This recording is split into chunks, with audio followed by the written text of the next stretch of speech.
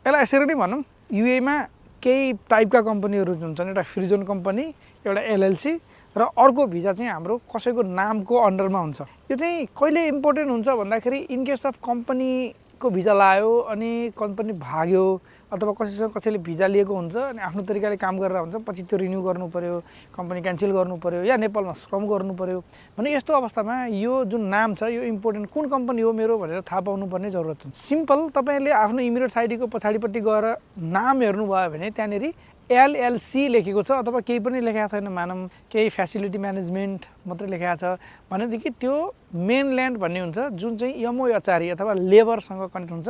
हामीले यदि भोलि अप्ठ्यारो साह्रो गाह्रो केही पऱ्यो भने त्यो यहाँको लेबरले त्यसलाई हेर्छ भनेको, त्यो भनेको के भयो भन्दा यहाँको मेनल्यान्ड भन्नेमा आउने भयो भने। अर्को एउटा हुन्छ फ्री जोन, जहाँनिर एफजेडसी एउटा इस्टाब्लिसमेन्ट हुन्छ भने अर्को तपाईँको कम्पनी हुन्छ जुन एउटा पर्सनको हुने भयो, जुन चाहिँ अर्को सेयर होल्डर टाइपले हुन्छ। यो अलग त्यो कम्पनीको प्रकारहरू हुन्छ। तर तपाईँ हामीले के बुझौँ भने जुन फ्री जोन कम्पनी छ त्यो फ्री जोन कम्पनीमा चाहिँ लास्टमा एफजेडसी लेखेको हुन्छ। यसको मतलब त्यो गभर्मेन्टको त्यो यमोयचारी भन्ने जुन यहाँको मेन जसले चाहिँ लेबरलाई मोनिटर गर्छ अथवा अर्गनाइज गर्छ त्यो डकुमेन्टेसन अथवा लेबरबाट, त्यो त्यहाँबाट हुँदैन, त्यो चाहिँ फ्री जोनबाट हुन्छ। यस्तो अवस्थामा हामीलाई अफर लेटर चाहियो कुनै बेला भने जुन एलएलसी कम्पनी छ जुन हामीले पहिला कुराकानी गऱ्यौँ त्यो चाहिँ यमोयचारीबाट डाइरेक्ट निकाल्न पनि मिल्छ, एफजेडसीबाट निकाल्न। यस्तो अवस्थामा चाहिँ जुन फ्री जोन छ त्यहाँबाट चाहिँ तथा फ्री जोनको कम्पनीबाट कम्पनीले अफर लेटरहरू दिनुभयो, भोलि के अप्ठ्यारो साह्रो गाह्रो पऱ्यो र कहीँ गएर कम्प्लेन गर्नु पऱ्यो भने त्यो फ्री जोनमै गएर गर्नुपर्छ। जस्तो कि Ajman free zone, Ajman media free zone, Jebel Ali free zone, शारजामा मिडिया सिटी फ्री जोन, यस्ता धेरै गरेर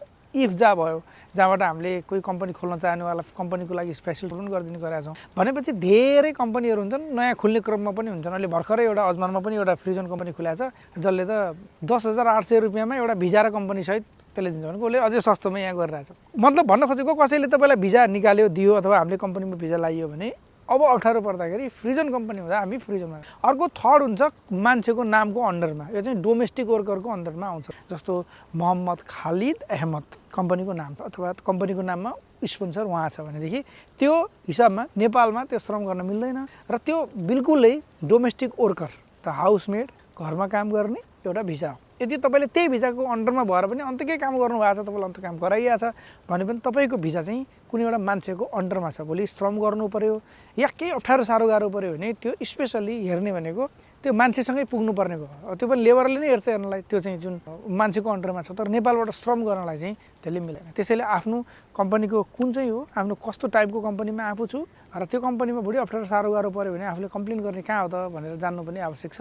र साथीहरूलाई नि सेयर गर्नुहोस् र अन्तिममा तपाईँलाई कम्फर्टेबल हुन्छ भने कुन टाइपको कम्पनीमा चाहिँ तपाईँ हुनुहुन्छ कमेन्टमा लेख्नु। युएमा हुनुहुन्छ भने यो टिकटकलाई फलो गर्नु होला, काम लाग्ने इन्फर्मेसन पाउँदै गर्नुहुनेछ।